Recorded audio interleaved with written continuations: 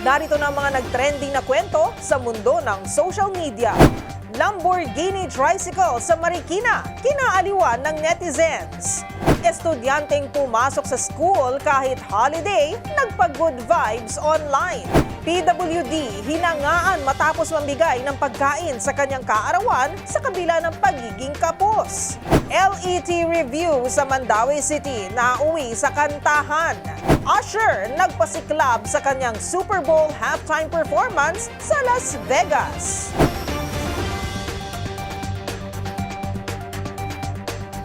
Sure akong ang lahat ng kwento o viral video ay hindi umaabot sa wall mo. At mga trending na hindi mo akalain yun pala ang totoong kwento, kasama ang mga follow-up na ginawa namin sa mga posts na humahakot ng mataas na views, comments, and shares. Kasama ang buong grupo ng TNVS. Trending and viral show ang kukumpleto ng buong kwento. Ako po si Karen Oyong at ito ang TNVS. Tuloy-tuloy sa pagbabalita, tuloy-tuloy sa serbisyo, sama-sama tayo, Pilipino.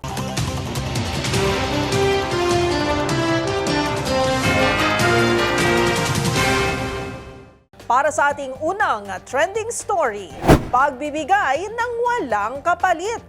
Isang PWD mula Hagonoy, Bulacan ang hinangaan dahil sa kanyang kabutihang puso. Sa kabila kasi ng pagiging kapos, pinili pa rin itong magbigay sa kanyang kapwa.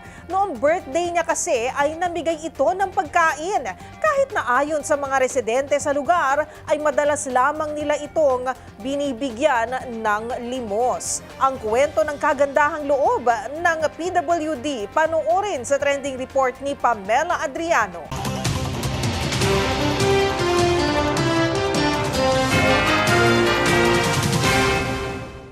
Salat man sa pera at sa ibang material na bagay, mayaman ang puso ng PWD na nasa litratong ito dahil pinili pa rin itong magbigay sa kanyang kapwa kahit walang-wala ito. Ang litrato ay binahagi online ng netizen na si April Coronel at pagbabahagi niya, nakita niya raw ang PWD sa tapat ng isang grocery store sa Hagonoy, Bulacan.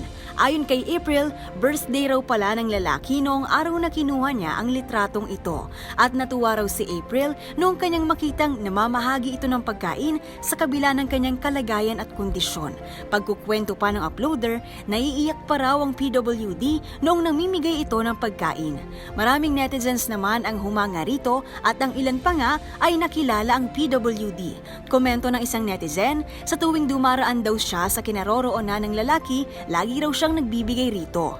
Nakakatuwa raw na ibinabalik niya sa iba ang biyayang kanyang natatanggap. Ayon pa sa isang nagkomento, nakakatuwa rin daw na makitang nagbibigay ito sa kanyang kapwa. Hindi raw nakakalimot ang netizen na abutan ito ng tulong sa tuwing nakikita nila ito sa bayan. Samantala hiling ni April, sana raw ay gumaling na ito at magkaroon ng magandang kalusugan.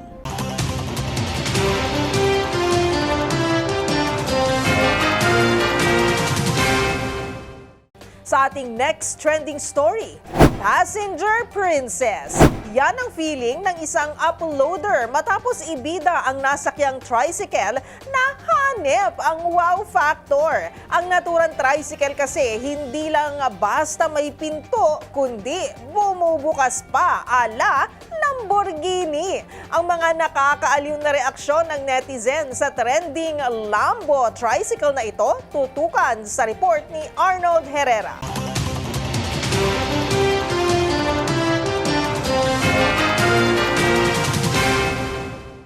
Sa dinami-rami ng pwedeng pangarapin sa mundo, isa ka rin ba sa maraming Pilipino na nangangarap maging passenger princess? Kung oo, pues alam mo bang hindi mo na kailangan ng magarbong sasakyan para lang maabot ang pangarap na ito? Patunay rito ang isang TikTok uploader na tila naranasan ng buhay passenger princess sa lungsod ng Marikina nang sumakay ito sa isang pangmalakasan na tricycle. Let me tell you. Ang tricycle kasi, hindi lang basta may pinto, kundi ito rin ay bumubukas pa ng patayo, ala Lamborghini, o kung tawagin nila, Lambo Tricycle. Panis, di mo kaya? Pagbibiro pa nito sa caption ng kanyang trending post na humakot na higit 600,000 likes sa TikTok.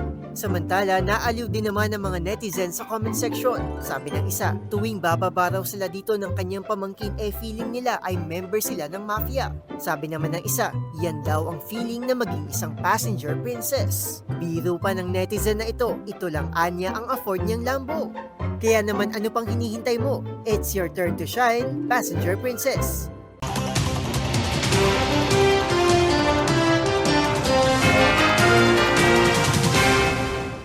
Sa ating next viral story, model student, yan ang pabirong tawag sa isang estudyante mula Negros Occidental. Paano ba naman kasi ang college student na kinilalang si James pumasok sa eskwelahan noong February 9? Akala kasi nito ay regular na araw para pumasok ang nasabing petsa.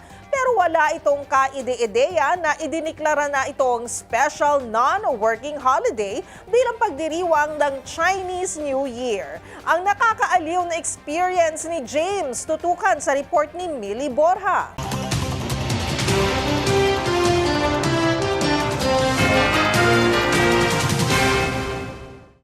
Aliw ang hatid ng college student na ito mula Negros Occidental matapos pumasok sa eskwelahan kahit holiday. Ang estudyante kasing kinilala bilang si James, pumasok sa school noong February 9 nang wala man lang itong kaide-ideyang idiniklara na palang special non-working holiday ang nasabing araw bilang selebrasyon sa Chinese New Year. At dahil non-working holiday, otomatikong nakapahinga ang mga estudyante at guro mula sa pagpasok sa eskwelahan. Kaya naman ganun na lamang ang hiya ni James nang gumising pa ito ng maaga at bumiyahe papuntang paaralan. Kaya raw pala pagsakay nito ng bus, siya lang ang tinitingnan ng mga pasahero at alam niya sa sarili niyang pinagtatawanan na siya ng mga ito. Hindi naman ito pinalampas ng mga netizen at kakanya-kanya ring hirit sa comment section. Tinawag pang ang good at model student si James dahil sa effort nitong pumasok kahit holiday. Ang isang ito, may halong pangangantsaw pa ang komento at sinabing baka baon ng daw ang habol nito. Ang Facebook post ni James umabot na sa 3.6 thousand reactions at halos 1,000 shares.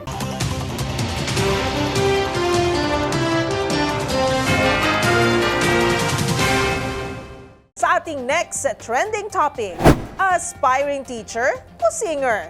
Dahil nalalapit na naman ang licensure examination for teachers, buhay na buhay ngayon ng iba't ibang review center sa bansa para sa mga nangangarap maging guro. Gaya na lang ng review center na ito sa Mandawi City na may kakaibang pakulo para daw maging fun and engaging ang kanilang pag-aaral ng mga lesson na posibleng lumabas sa LET.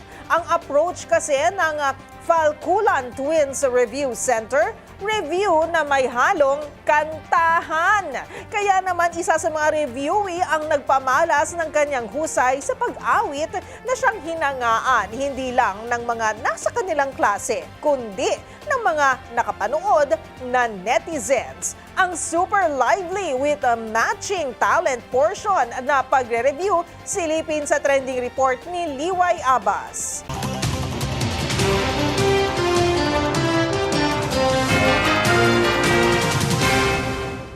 Review season na naman, kaya buhay na buhay ang review centers ngayon sa Luzon, Visayas at Mindanao bilang paghahanda na rin sa exams tulad ng licensure examination for teachers. Kaya naman isang review center sa University of Cebu Lapu-Lapu Mandawi Campus ang hinangaan ng netizens online dahil sa fun and engaging approach ng pagre-review salamat sa senior lecturer nila na si Teacher Froilan. Ang pagre-review kasi sa Falkulan Twins Review Center, hindi lang puro lecture, kundi may halo ring kantahan. Ang teaching approach ni Teacher Froilan, dapat may pasampot sa klase. Kaya naman isa sa kanyang reviewees, napasabak sa biritaan matapos itong ipamalas ang husay sa pagkanta na siyang hinangaan ng kanyang mga kaklase.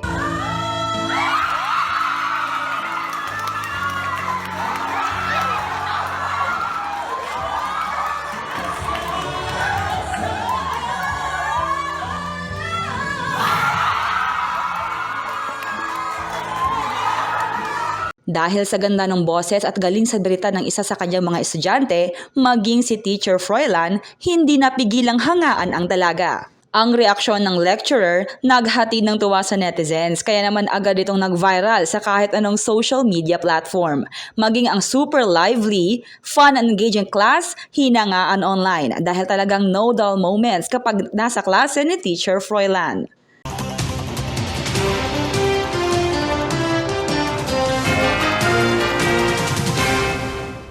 At para sa trending showbiz balita, naghatid ng major throwback feels ang performance ng American singer na si Usher sa nagdaang Super Bowl halftime show.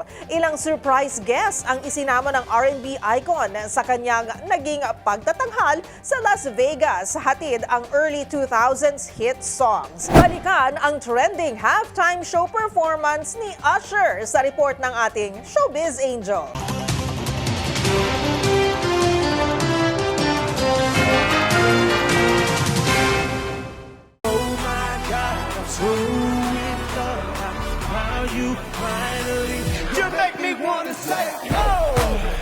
Nagpasiklab ang R&B pop icon na si Usher sa kanyang Super Bowl halftime performance na ginanap sa Las Vegas. Laman ang kanyang 13 minutong pagtatanghalang ilang hit songs gaya ng Caught Up, You Don't Have to Call, Superstar, Love in This Club at Burn. When the feeling ain't the same and your body don't want to, but you know, the body ain't. Siyempre di mawalang signature dance moves ng DJ Garo's Fallen in Love hit maker at humataw din ito suot ang roller skates. Ilang special guests din ang nag-perform sa Super Bowl halftime stage gaya ni na Alicia Keys na inawit ang hit song na If I Ain't Got You. But I don't want nothing at all if it ain't you, baby. Nasinundan ang kanilang duet ni Usher sa kantang My Boo. Way younger, you know my boo. Now another brother's taking over, but it's still in your eyes. That's my baby. Nagtanghal din ang film singer na si Her, Will I Am, Ludacris, American rappers Lil Jon at Jermaine Dupri.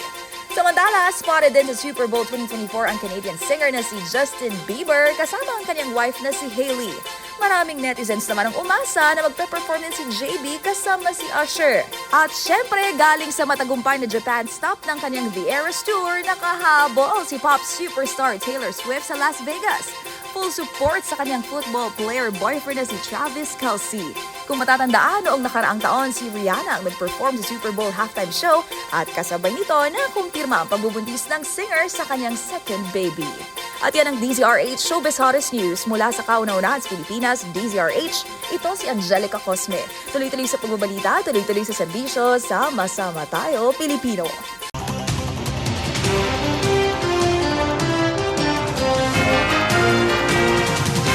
Isa na namang episode ng mga nagpa-wow, kinagiliwan at iba't ibang mga insidente ng mga nag-viral na kwento ang ating napanood. Pero ang pinakatumatak sa aking kwento ay ang kwento ng ating birthday celebrant na PWD na kahit alam naman po natin na kapos po at nangangailangan din po ng maraming bagay, lalo na po sa pinansyal, ay pinili po niya na mag-share ng kanyang blessings. At syempre, nag-share po ng pagkain sa kanyang birthday. At ito nga po nagiging trend ngayon, di po ba? Na sa halip po na magpa-party o di naman kaya ay mag-celebrate o mag-inuman, marami po sa ating mga netizens, kagaya po ng ating PWD na tampok sa ating video na ito, ay mas gustong mag-share na lang o di ba? Sa tingin niya na mas nangangailangan kaysa sa kanya. At alam naman po natin na malaking blessing po ito at nakikita natin kung gaano po kalaki ang kanyang puso. Dahil alam naman po natin na mas naiintindihan po ng mga taong dumaan po sa kakapusan at kahirapan ang pakiramdam ng walang-wala. Kaya naman po mas namomotivate po sila na i-share din po ang kanilang blessings. Naway maging inspirasyon po ang ating PWD na featured po sa ating video. At syempre, sa kanyang kaarawan, ang nais po natin ay mas marami pa po siyang blessings na matanggap para mas marami rin po siyang matulungan. Kaya naman kung meron din kayong mga katulad na istorya, ay i-share nyo na yan sa ating comment section. O kaya naman itag nyo rin kami sa TikTok at DZRH News. At yan ang mga kwento sa likod ng mga nagva-viral na video kasama ang buong grupo ng TNVS, Trending and The Viral Show. At Assignment namin na kapag may nag-trending, aalamin, bubuin at ipo-follow up namin ang mga detalye para kapag nakita mo ang viral video na may nag-share, ikaw na ang magdagdag ng mga impormasyong nalaman mo sa TNVS, Trending and the Viral Show. Mula sa kauna-unahan sa Pilipinas, DZRH, ako po si Karen Oyong. Tuloy-tuloy sa pagbabalita, tuloy-tuloy sa serbisyo, sama-sama tayo, Pilipino.